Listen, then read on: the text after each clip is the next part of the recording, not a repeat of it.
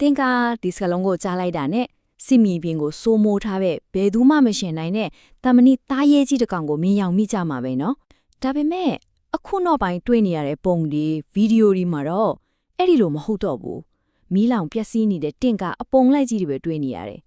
ဆိုတော့တကယ်ပဲတင်ကားရဲ့ခစ်ကကုံသွားပြီလားသူတို့ကရေလျားလို့ရတဲ့တန်ချက်ကအခေါင်းသလားတွေဖြစ်သွားပြီလားဒါမှမဟုတ်ဒီချင်းချောက်မှုအသစ်တွေကိုရင်ဆိုင်မှုတိတိကလေးပြောင်းလဲတိုးတက်နေတာမျှရှိနေမလားဒီမေခွန်းရဲ့ဖြေကိုအတူတူရှာကြည့်ကြတာပေါ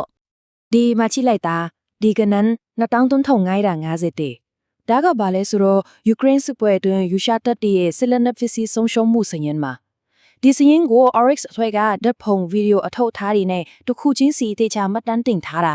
ဆိုလိုတာကဒါဟာတကယ်မြေပြင်ပေါ်ကအခြေအနေမှန်ပဲဒီကနန်တစ်ခုတည်းကကိုခစ်တစ်စစ်ပွဲကဘလောက်ပြင်းထန်တယ်ဆိုတာပြနေတာပဲအဲ့ဒီဆုံးရှုံးမှုတွေကိုအသေးစိတ်ထက်ခွဲကြည့်လိုက်ရင်ပိုပြောတော့ချင်းရှားတဲ့ပုံရိပ်တစ်ခုထွက်လာတယ်ဆုံးရှုံးမှုအများစုက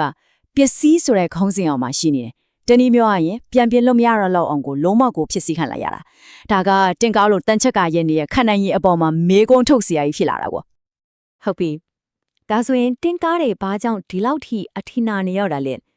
ဲတချင်ကားစစ်မေးပြီးရင်ဟာအခု21ရာစုမှာတန်မဏိသူဇန်ထဲရောက်သွားပြီလားအထောက်ထားတွေကဘာတွေပြောနေလဲတစ်ချက်ကြည့်လိုက်ကြအောင်အဲ့ဒီဆောင်ရှုံမှုတွေထဲမှာတင်ကားတွေကတစ်ခါအများဆုံးရောက်နေတာစုစုပေါင်းဆုံးရှုံးမှု4050ထဲမှာ84ရာခိုင်နှုန်းကလုံးဝကိုပြာကျသွားတာပြန်သုံးလို့မရတော့ဘူးဟုတ်ပြီဘာကြောင့်ဒီလောက်တောင်အချီနာတာလဲ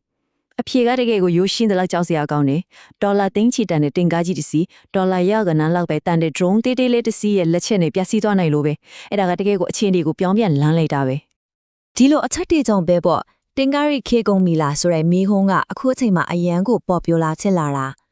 ဒါပေမဲ့ဆက်လန်ကဒီမာတယ်မပြီးသေးဘူးဒီညင်းခုံမှုကအခုမှအသက်ပေါ်လာတာလုံးဝမဟုတ်ပါဘူးတကယ်တော့လေဒီလိုညင်းခုံမှုမျိုးကလွန်ခဲ့တဲ့နှစ်ပေါင်း50လောက်ကတည်းကရှိခဲ့တာအခုဖြစ်နေတာတွေကအဲ့ဒီတုန်းကအဖြစ်ဖြစ်တည်းရဲ့ပဲတင်တန်တယ်လို့တောင်ပြောလို့ရတယ်ကဲအတိတ်ကိုခဏလောက်ပြင်သွားကြည့်ကြရအောင်တမိုင်းကိုပြန်ကြည့်လိုက်ရင်စစ်ပွဲကြီးတချို့ကတင်ကားရီရဲ့အခန်းကဏ္ဍကိုအကြီးကျယ်ပြန်သုံးသပ်စီခဲ့1983 Yom Kippur စစ်ပွဲကနေစပြီး2020 Nagorno-Karabakh စစ်ပွဲအခုယူကရိန်းထိပဲနီးပညာအသစ်တွေပေါ်လာတိုင်းတင်ကားရဲ့အနာဂတ်အပေါ်မှာမေခွန်းထုတ်မှုတွေကအမြဲရှိခဲ့တယ်။အဲ့ဒီ1983စစ်ပွဲကတကိခု turning point တစ်ခုပဲစဉ်းစားကြည့်လေတင်ကားတွေကအကောင်းဆုံးတိုက်ပွဲဝင်ဖို့နေရာဖြစ်တဲ့ကန်ဒါးတဲ့လွန်ပြင်ကြီးထဲမှာအစ္စရေးရဲ့အားကြီးဆုံးတင်ကားတပ်တွေကအီဂျစ်ချီလန်တပ်သားတွေကင်ထားတဲ့လက်နက်ငယ်လေးကြောင့်အစွတ်လိုက်ပြုံလိုက်ပစ်စီးခဲ့ရတာဒါကအဲ့ဒီခေတ်ကစီးကျွဲကျင်သူတွေအားလုံးကိုတုံလို့စေခဲ့ပြီးတင့်ကားတွေတကယ်ပဲအသုံးဝင်သေးရလားဆွဲမေးခွန်းကိုပထမဆုံးအကျင့်ကျဲကျဲလောင်လောင်ထွက်ပေါ်လာစေခဲ့တယ်ဒါမဲ့ခဏလေးပြည်ထနာကတကယ်ပဲတင်ကားကိုယ်တိုင်မှာရှိနေတာရောဟုတ်ရဲ့လားဒါမှမဟုတ်တင်ကားကိုအသုံးပြုတဲ့နီးပြူဟာတွေမားနေလို့ရောမဖြစ်နိုင်ဘူးလားဒီနေရာမှာအဓိကအငင်ကွာစရာအယူအဆနှစ်ခုထွက်လာတယ်တစ်ဖက်ကတော့နီးပညာတစ်တွေကအရင်ကောင်းလာတော့တင်ကားတွေအသုံးမဝင်တော့ဘူးလို့ပြောတယ်နောက်တစ်ဖက်ကတော့မဟုတ်ဘူးတင်ကားကိုသုံးတဲ့သူတွေကမှန်မှန်ကန်ကန်မသုံးကြလို့နီးပြူဟာမာနီလို့ငင်းတယ်ကဲဘယ်ဟာကပုံမှန်နိုင်ပလဲနီးပြူဟာအကြောင်းဆိုတဲ့အချက်ကိုဒီကျွမ်းကျင်သူတယောက်ရဲ့သုံးသပ်ချက်ကကွက်ကွက်ကွင်ကွင်ဖော်ပြနေတယ်သူကဘာပြောလဲဆိုတော့1983မှာပြဿနာကအစ္စရေးရဲ့ M60 တင်ကားတွေမကောင်းလို့မဟုတ်ဘူးသူတို့ရဲ့နီးပြူဟာကလုံးဝမားနေတာတဲ့ခြေလင်တက်ရဲ့အကာအကွယ်မပါဘဲတင်ကားတွေကိုချီပဲရှေ့ကိုအတင်းတိုးခိုင်းခဲ့မို့အလွယ်တကူပြစ်မှတ်ဖြစ်သွားတာပေါ့ဒီတင်ငန်းစာကဒီနေ့ခေတ်အထိလည်းမှန်နေတော့ပဲတင်ကားတစ်စီးကိုတယောက်ထဲအထီးကျန်းတိုက်ခိုင်းတာကအသေးခံခိုင်းတာနဲ့အတူတူပဲသူ့ကိုခြေလင်တက်လေကြောင်းအထောက်ပံ့နေတဲ့ဝိုင်းရံမထားဘူးဆိုရင်တော့ဘလောက်ကောင်းတဲ့တင်ကားဖြစ်ဖြစ်အလွယ်တကူပြစ်မဖြစ်သွားနိုင်တယ်စီးရေးပညာမှာ combined arms လို့ခေါ်တဲ့ဒီအချက်ကတင်ကားတွေရှင်သန်ရေးအတွက်အသက်သွေးကြောပဲဟုတ်ပြီတိုက်ခိုက်မှုတွေပြင်းထန်လာတာနဲ့အမျှကာကွယ်ရေးနည်းပညာတွေကလည်းအပြန်အဆိုင်တိုးတက်လာတာကိုတင်ကားတွေဟာဒီလိုချင်းချောက်မှုတွေကိုရင်ဆိုင်ဖို့သူတို့ကိုယ်ပိုင်အကာအကွယ်စက်ကွင်းလို့ပြောလို့ရတဲ့စနစ်တွေကိုတည်ထွင်လာကြတယ်ဒီနည်းပညာကတော့ Active Protection System APS လို့ခေါ်တယ်တစ်ပန်စလိုက်တဲ့က force field လို့ပဲတင်ကားစီကိုပြန်လာတဲ့ဒုံးကြီးတွေကိုအနာမရောက်ခင်မထိခင်မှာပဲကြားကွာနီပစ်ချဖြစ်စီးပစ်တဲ့စနစ်မျိုးပေါ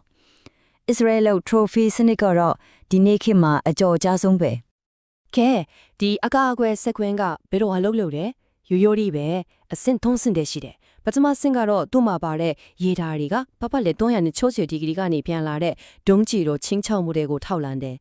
ဒုတိယဆင့်မှာသူ့ရဲ့ကွန်ပျူတာကအဲ့ဒီဒုံးကြီးဘယ်ကလာတယ်ဘယ်ကိုတွိုင်းနေတယ်ဘယ်နေရာမှာကြားဖြတ်ပစ်ချရမယ်လဲဆိုတာကိုအမြန်ဆုံးတွက်ချက်တယ်နောက်ဆုံးဆင့်မှာတော့အဲ့ဒီဒုံးကြီးကိုကြားဖြတ်ဖျက်ဆီးဖို့ပောက်ကွဲရှည်တတ်တဲ့အရာဝတ္ထုအသေးလေးတွေကိုပြစ်လွတ်လိုက်တာပါပဲဒါဒီအားလုံးကမျက်စိတမတ်အတွင်းမှာဖြစ်သွားတာ ဒီစနစ်ကစာရက်ပေါ်မှာပဲကောင်းတာမျိုးလားလုံးဝမဟုတ်ဘူးတကက်လက်တွေ့စစ်မြေပြင်မှာအစံပရခဲ့ပြီးတာ2014ဂါဇာစစ်ပွဲမှာ trophy စနစ်တက်ထားတဲ့ Israel တင်ကားတွေဟာတင်ကားဖြတ်တုံးကြီးဒါဇင်နဲ့ချီပြီးတိုက်ခိုက်ခံခဲ့ရပေမဲ့တစီးမှထိခိုက်ပျက်စီးမှုမရှိခဲ့ဘူးထပ်ပြောမယ်နော်တစီးမှမထိခဲ့ဘူးဒါကတကယ့်ကိုအမခန်းစရာကောင်းတဲ့ချက်လက်ပဲကဲဒီလောင်းဆိုရင်အချက်လက်တွေတော်တော်ဆုံးသွားပြီဒါတွေအားလုံးကိုခြုံငုံသုံးသပ်ပြီးတော့ကျွန်တော်တို့ရဲ့အဒီကာမေကွန်းစီကိုပြန်သွားကြရအောင်တင်ကားတွေရဲ့အနာဂတ်ကဘယ်လိုပုံစံဖြစ်လာမလဲ အဆုံးဖြတ်ကတော့ရှင်းပါတယ်တင်ကားတွေခင်မကုန်သေးပါဘူးဒါပေမဲ့သူတို့ပြောင်းလဲရမယ်အရင်လိုတကောင်တည်းချင်းသေးလို့စစ်မြေပြင်မှာမော်ကြွားလို့မရတော့ဘူးသူ့ရဲ့ရှင်တန်မှုကနီးပညာညင်တိုက်ခိုက်ရေးခွက်တစ်ဖွဲ့ရဲ့အရေးကြီးတဲ့အစိပ်ပိုင်းတစ်ခုဖြစ်လာနိုင်တဲ့အပေါ်မှာပဲမူကြည့်နေပါတယ် ဒါပေမဲ့ trophy လို ABS နေ့တင်ကလည်းအားလုံးကိုကာကွယ်နိုင်တဲ့တိုင်းကြီးတော့မဟုတ်သေးဘူးသူ့မှာလည်းအားနည်းချက်တွေရှိတယ်ဥပမာတစ်ချိန်တည်းမှာဒုံးကြီးအများကြီးနဲ့တပြိုင်နက်တိုက်ခိုက်တာမျိုးတင်ကာချင်းချင်းပစ်တဲ့ကြီးစံမျိုးလေးနောက်ပြီးအပေါ်အားနဲ့ drone နဲ့တဲ့တဲ့ချတဲ့ပုံမျိုးတွေကိုမကာကွယ်နိုင်သေးဘူးဆိုလိုတာကတော့တိုက်ခိုက်သူနဲ့ကာကွယ်သူကြားကလက်နက်ပြိုင်ဆိုင်မှုကဘယ်တော့မှရပ်တန့်သွားမှာမဟုတ်ဘူးဆိုတာပါပဲ အချို့ပြောရရင်တော့တင်ကားတစ်စီးတည်းကစစ်မြေပြင်တစ်ခုလုံးကိုစိုးမိုးနိုင်တဲ့ခေတ်ကတော့တကယ်ကိုကုံဆုံးသွားပါပြီဒါပေမဲ့ခြေလျင်တပ် drone electronic system တွေအစုံအလင်ပါတဲ့ခေတ်သစ်စစ်တပ်ဆိုတဲ့တန်ဆုံတီးဝိုင်းကြီးထဲမှာသူကအရေးကြီးဆုံးတူရိယာတစ်ခုအဖြစ်ဆက်ရှိနေအောင်ပါပါသူ့ရဲ့ခန်းခန်းတာကအရင်နဲ့တောင်ပိုပြီးအရေးပါလာတယ်လို့ပြောလို့ရပါတယ်ဒါပေမဲ့စဉ်းစားစရာတစ်ခုချန်ထားပေးချင်တယ်ဒီလက်နဲ့ပြိုင်ဆိုင်မှုရဲ့နောက်တစ်ဆင့်ကဘာဖြစ်လာမလဲတင်ကားကိုတိုက်ခိုက်တဲ့အရာကလူတစ်ယောက်ကထင်းချုပ်တဲ့ဒုံးကြီးမဟုတ်တော့ပဲကိုယ်ပိုင်ဦးနှောက်နဲ့ဆုံးဖြတ်နိုင်တဲ့ AI စစ်ချက်တစ်ခုဖြစ်လာတဲ့အခါအဲ့ဒီအခါကျရင်တော့ဘာတွေဆက်ဖြစ်လာမလဲအဲ့ဒါကတော့နောက်တစ်ကြိမ်အတွက်စိတ်ဝင်စားစရာကောင်းတဲ့မိကုန်းတစ်ခုပါပဲ